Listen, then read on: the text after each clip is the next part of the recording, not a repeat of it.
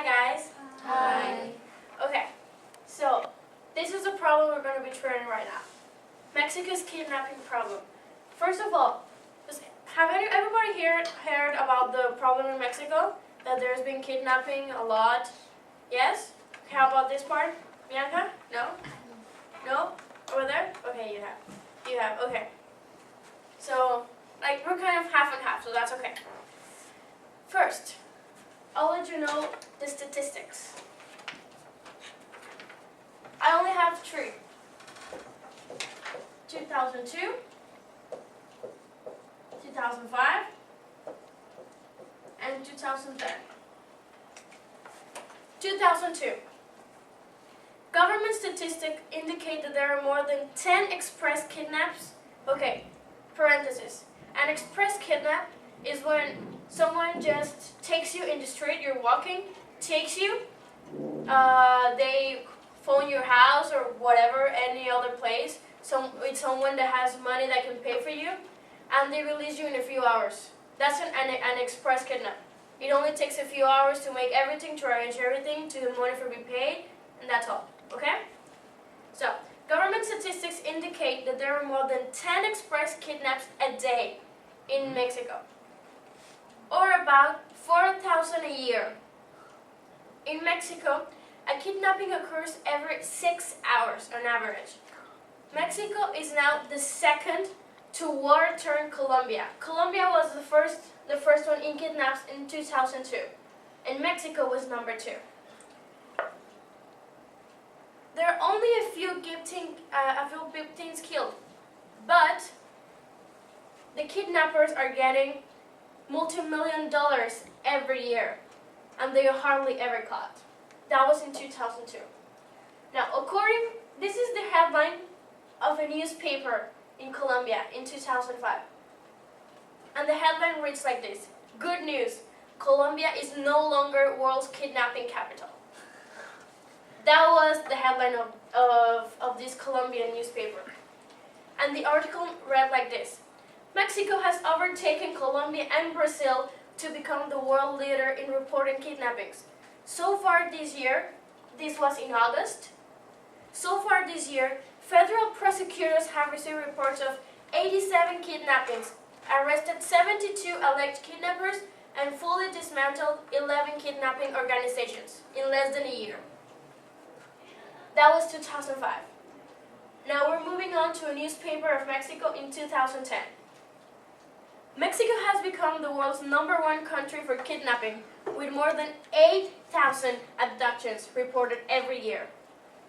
The figure, however, does not include the so-called express kidnappings. There are 8,000. Okay, here we have 8,000, plus the express ones. The express ones are not included here.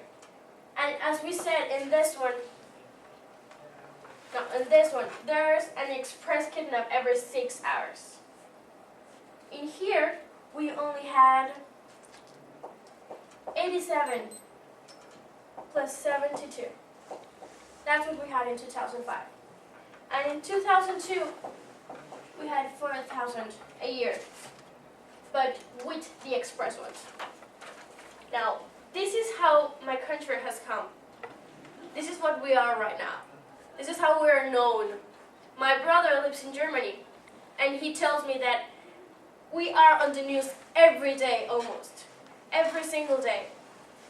Every day there's a story about some kidnap, about some big politician being threatened to be kidnapped.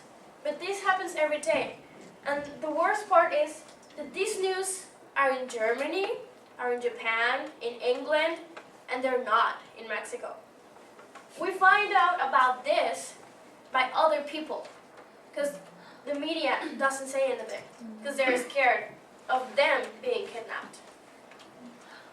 Now, moving on. The causes of the problem. What do you think are the causes of kidnapping? Why do you think the kidnappers started this? Now, I have one cause, and you're going to help me figure out the next ones. One of the causes are that police officers are paid very little money, so they are more likely to accept bribes. A bribe is when you give money to someone so that they do something for you. So police officers are more likely to accept bribes to protect criminals or to participate in a kidnapping, because most of the police officers in Mexico are involved in 80% of the kidnappings. So, guys, what do you think are the causes? Bianca? Social. Few people are very rich, many people average poor. So to get money easier, you kidnap. Bagel, that's a very good cause. Now, what about you, Michelle? What do you think?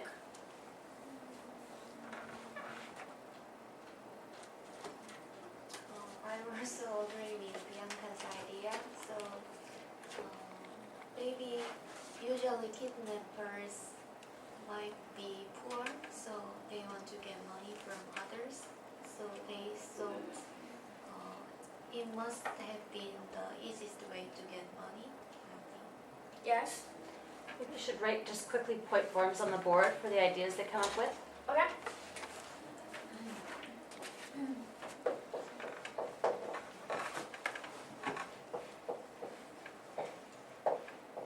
Okay, so this globalizes both of your ideas. Now, Angela, what do you think?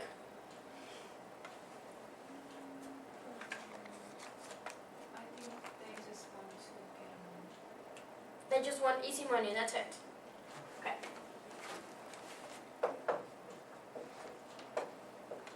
Carla, what do you think? You're familiar with this problem. Well, being more familiar with it, it's mostly because usually kidnappers are not poor. There are these huge organizations, and they mostly do it to threaten many like famous, or for example the candidates. They threaten them. They use it like to do the political things the way they want it to be. Okay. So for political power? That's one of the biggest reasons. Actually. Anybody have any more ideas? Joe? Peter? I just think that is the easiest way to get money. Okay, so we have another point Yeah. for easy money. Peter? Yeah, I think so.